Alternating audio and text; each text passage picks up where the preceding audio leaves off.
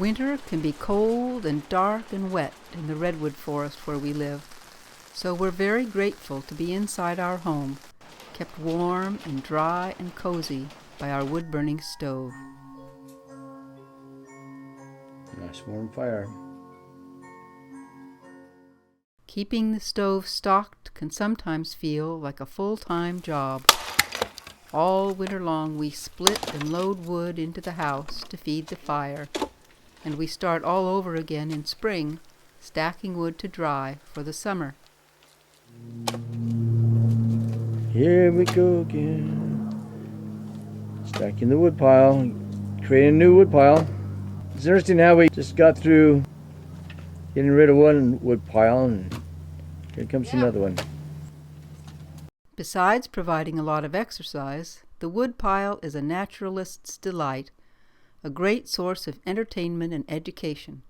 It's like a magic window into the lives of some of our wild neighbors. We've come across many creatures over the years, some just passing through, and some actually taking up residence for shorter or longer periods of time. No doubt one of the more startling of them is the scorpion.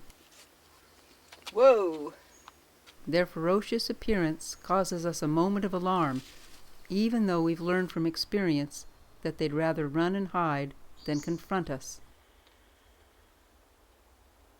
Scorpions are actually quite shy, keeping to themselves, folded up as small as possible, unless they sense danger or are hunting for large insects and spiders. One did happen to sting my husband Fred once, when he inadvertently stepped on it with his bare foot.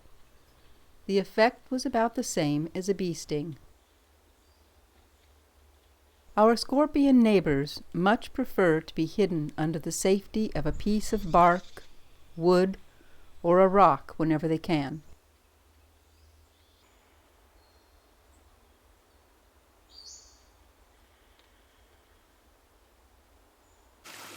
Various species of salamanders use the woodpile as a brief stopping place on their travels through the forest.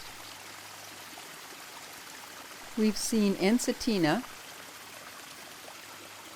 California slender salamanders, California newts, and very occasionally a giant Pacific salamander.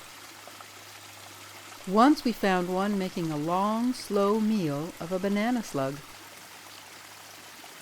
Some visitors are just passing through, like the western striped skunk, hunting for grubs, yellow jackets, ants, and other insects.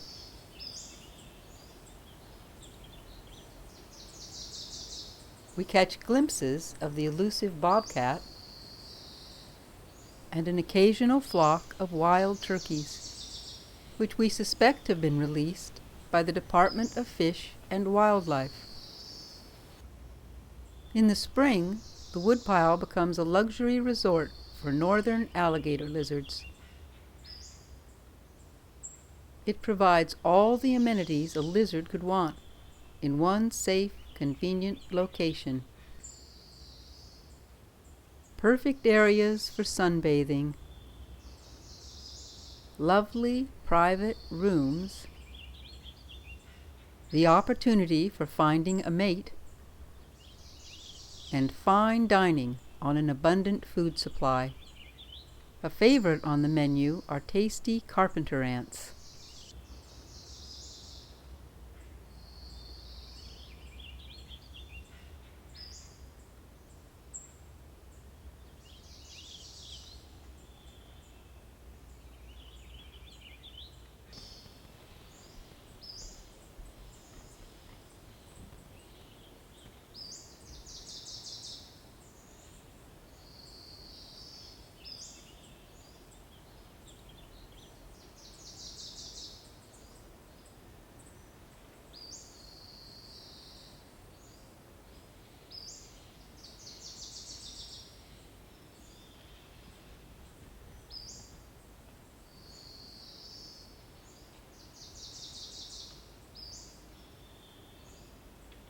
In moist earth, where wood has just been removed, there are plump, juicy earthworms.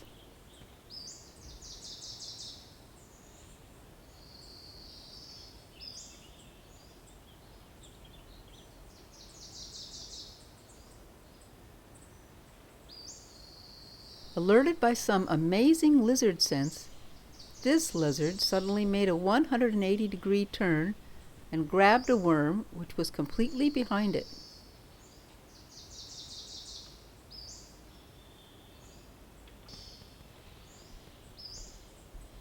Captivated by an alluring scent, a male began to follow the trail of a possible mate. When he found her, she had already been claimed by another male. Female northern alligator lizards give birth to live young in late summer. As the spring rain began to fall, the mating male unceremoniously dragged his mate to a drier, more private location.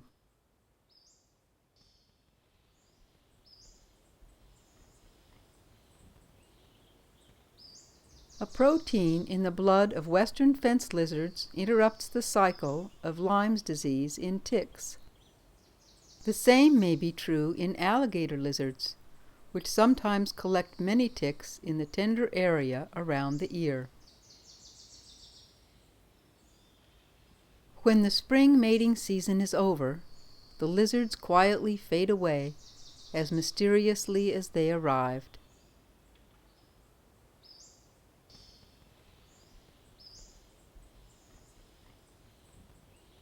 One of our visitors causes a bit of a dilemma.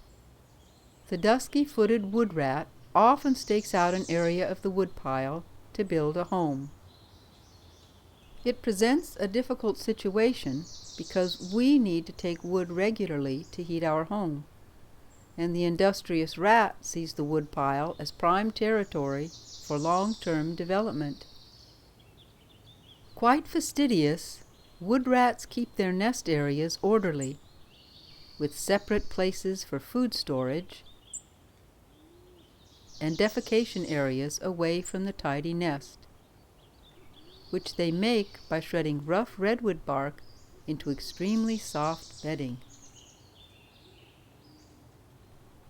Over the years, Fred and I have had many conversations about the pros and cons of letting the industrious rats remain in the woodpile versus removing the nest before they can set up permanent residence and give birth to a litter of babies.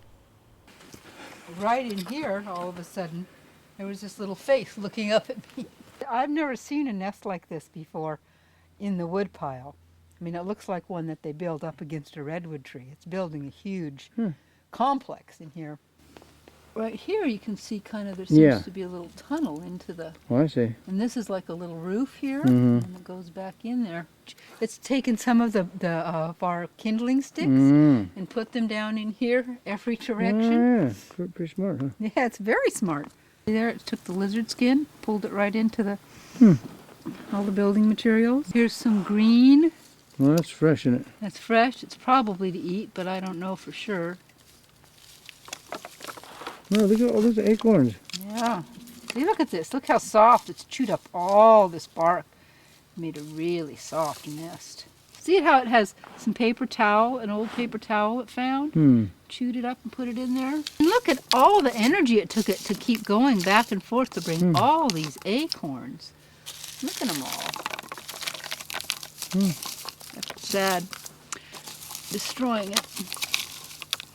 But if it ends up having babies here, that would even be sadder.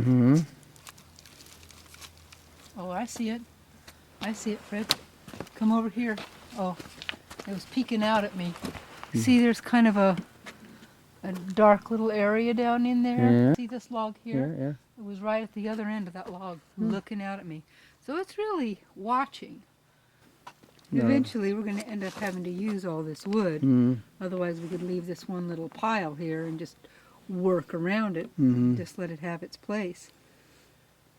It's a sweet looking little thing. But I don't know. Look at that. It could bring all of its friends and relations into a big place like this. We've never had a nest like this in our firewood.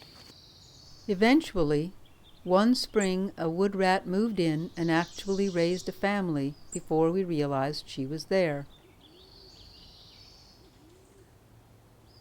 By the time we discovered them, her young seemed fairly well grown, although they were still nursing. Once we started watching them, the mother rat moved her family, most likely to somewhere with less intrusive neighbors. There's a lot of different creatures that come in here. Banana slugs come in and eat the greens. We spent some time cleaning up the nest site and then continued stacking wood for the following winter, wondering as we worked who might be the next visitor to the woodpile.